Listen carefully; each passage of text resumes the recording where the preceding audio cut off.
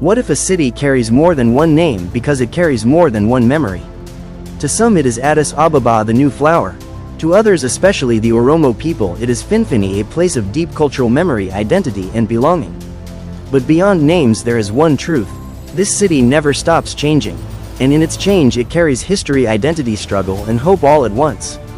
This is not just a capital. This is a living question. A city asking itself, who am I becoming? Addis Ababa, or Finfinnee, began as a landscape of hills, springs, and open land. A place where life was closely connected to nature and community. A place where movement was slow and human relationships defined daily existence. Over time this land transformed into a capital city, a political center, a national symbol, and one of the fastest growing urban spaces in Africa. Today both names exist side by side. Addis Ababa, Finfinnee, two identities, one city, and between them a story that is still unfolding. To understand this city we must not only look at buildings or roads. We must look at people. Because a city is not defined by its skyline. It is defined by the lives moving inside it. Abia is 22 years old. He came from a rural village far from the city. He arrived in Finfinnee with nothing but a small bag and a strong belief in change. To him the city represented opportunity. A place where effort could turn into success. But reality was different. Now he works in construction sites across the city, waking before sunrise, carrying heavy materials, mixing cement, building structures that rise above him every day. He watches glass buildings take shape, buildings he may never enter. At night he returns to a shared room filled with other young workers, all carrying the same dream in different forms, tired but still believing, because for Abia leaving is not possible, and stopping is not an option. He says quietly, if I stay here long enough the city will recognize me. Manira is 38 years old. She wakes before the city becomes loud. She carries vegetables to roadside markets. She does not own a shop. She does not have stability. But she has responsibility. Children waiting at home, rent that rises every year, a life that never pauses. Every morning she counts risk before profit. Every evening she returns home uncertain. She has learned something about this city. It does not wait for anyone. It does not slow down for struggle. And it does not guarantee fairness. Still she returns every day. Because survival is not optional. She says, in this city even breathing feels like work. Samuel is 19 years old, a university student studying engineering. He believes in systems design and structure. But he is also learning something no classroom teaches. He is learning how a city functions through pressure and contradiction. He walks through streets filled with noise, movement, and ambition. He sees wealth and poverty side by side. He sees construction and destruction happening at the same time. And slowly he begins to understand that education is not only inside books. It is inside observation of reality. He asks himself, what kind of city am I preparing to build? And who will it serve? Addis Ababa Finfinnee is not a single experience. It is multiple realities existing at the same time. On one side modern buildings rise rapidly into the sky. Glass towers, new developments, global-style cafes, digital advertising screens, a vision of future Africa taking shape. On the other side life continues in dense neighborhoods, informal settlements, crowded streets, markets filled with noise, bargaining, and survival. And between these two realities people move every day, trying to exist between aspiration and limitation. Nowhere is this contrast more visible than Mercado, the largest open-air market in Africa, a place where movement never stops, where millions of transactions happen daily, where survival is negotiated in real time. Here Abia sometimes finds temporary work carrying goods. Here Manira sells her vegetables before they lose value. Here Samuel walks through observing life not as theory but as reality. Mercado is not just a market.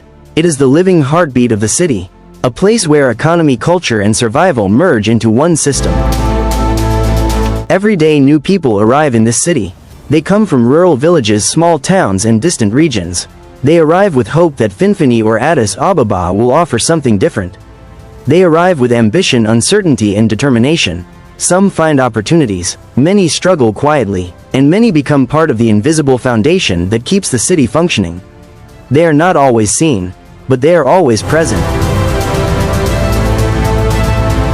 This city is not only national, it is also continental in importance. It hosts institutions that shape African diplomacy and dialogue.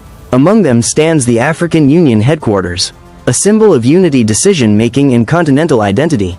Leaders gather inside its walls to discuss the future of Africa. But outside those walls, life continues in a different rhythm, where global decisions and local survival exist side by side, without ever fully meeting. As the city expands, it transforms constantly.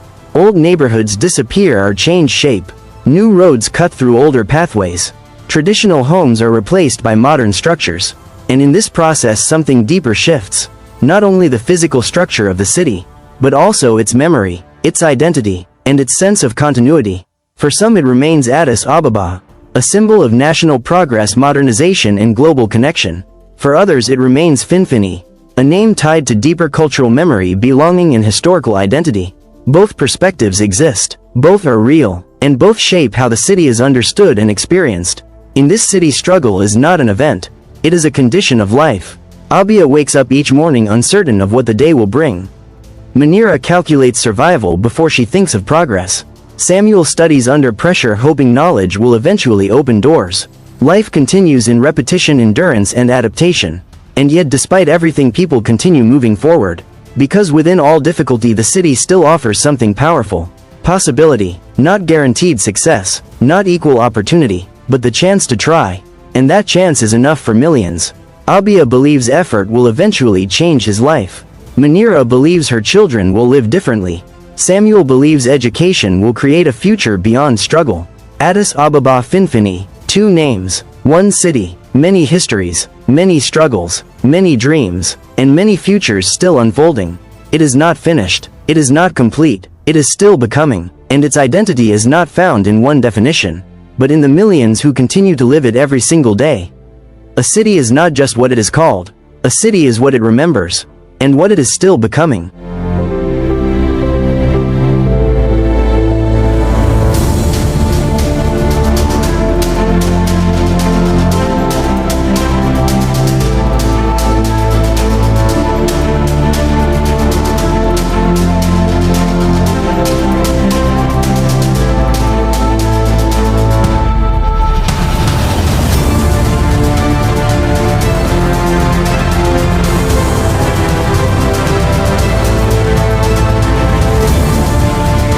What if a city carries more than one name because it carries more than one memory? To some, it is Addis Ababa, the new flower. To others, especially the Oromo people, it is Finfinnee, a place of deep cultural memory, identity, and belonging. But beyond names, there is one truth. This city never stops changing. And in its change, it carries history, identity, struggle, and hope all at once. This is not just a capital. This is a living question. A city asking itself, who am I becoming?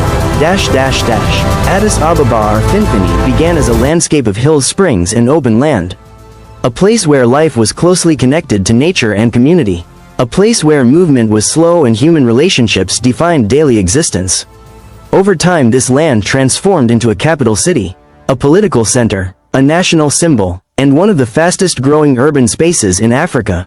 Today, both names exist side by side. Addis Ababa, Finfinnee, 2 identities, 1 city, and between them a story that is still unfolding.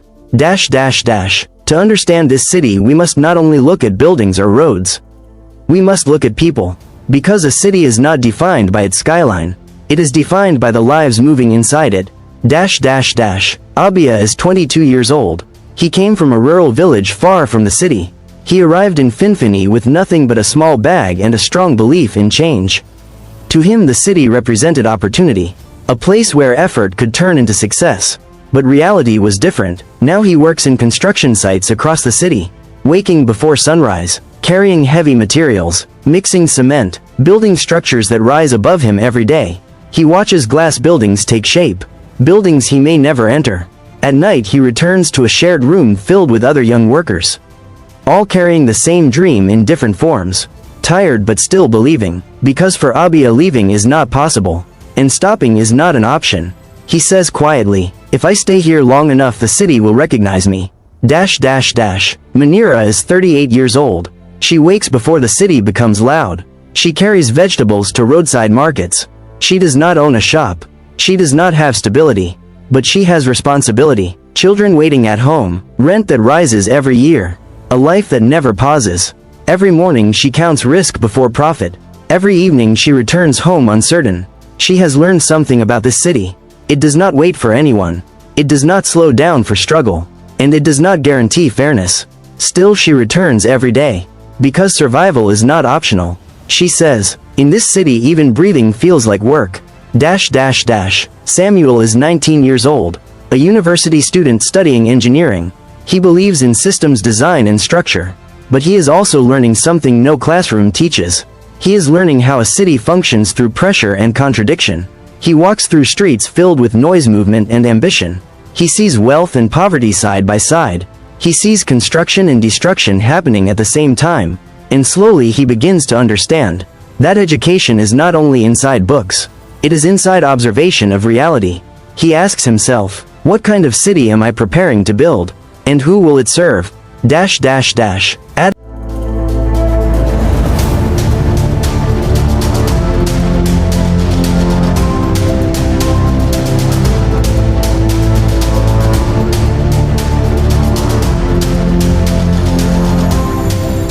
future of Addis Ababa Finfinnee. The future of Addis Ababa Finfinnee is not something that will arrive one day. It is something that is already being built, quietly, gradually, and sometimes without being fully noticed. It is being shaped in construction sites where new buildings rise every day. In classrooms where young minds imagine a different tomorrow. In crowded streets where millions negotiate survival and possibility. And in decisions that will determine who benefits from the city's growth. The future of this city will not be defined by how tall its buildings become, but by how wide its opportunities reach. Because a city can grow upward, and still leave people behind, there is a vision of Addis Ababa Finfinnee as a modern African capital. Connected, innovative, expanding into a global presence, a city of infrastructure, technology, and economic strength. But there is also another question. Will that future include everyone, or only a few? For Abia, the future is personal. It is not about skyline or policy. It is about stability. It is about moving from survival to ownership, from temporary work to permanent belonging. He does not dream of leaving the city. He dreams of becoming part of it. For Manira, the future is measured in security, a life where effort leads to consistency, where rising prices do not erase daily progress, where her children do not inherit struggle as a normal condition. For her, the future is not luxury. It is fairness. For Samuel, the future is something to be designed. He sees systems that need improvement, infrastructure that must adapt, a city that must balance growth with inclusion. He imagines a future where development is not only fast, but thoughtful, where planning does not follow growth, but guides it. But beyond individuals, there is a larger question. Can Addis Ababa Finfinnee grow without losing itself? Can it modernize without erasing memory? Can it expand without breaking connection? The future of the city depends on balance. Between development and identity. Between speed and sustainability. Between ambition and responsibility. Because if growth continues without inclusion, the city may become larger, but not stronger. If opportunity remains uneven, the city may become modern, but not fair. Yet there is also possibility. A possibility that this city can become something unique. A place where history and future exist together. Where Finfinnee and Addis Ababa are not in conflict, but in coexistence. Where identity is not replaced, but expanded. The future is not written yet. It is being negotiated every day. In policies and planning, in education and innovation, in the resilience of people who refuse to stop trying.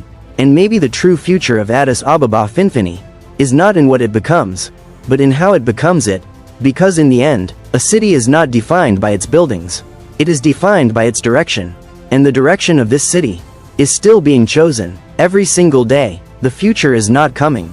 It is already here. And Addis Ababa Finfinnee is still becoming it.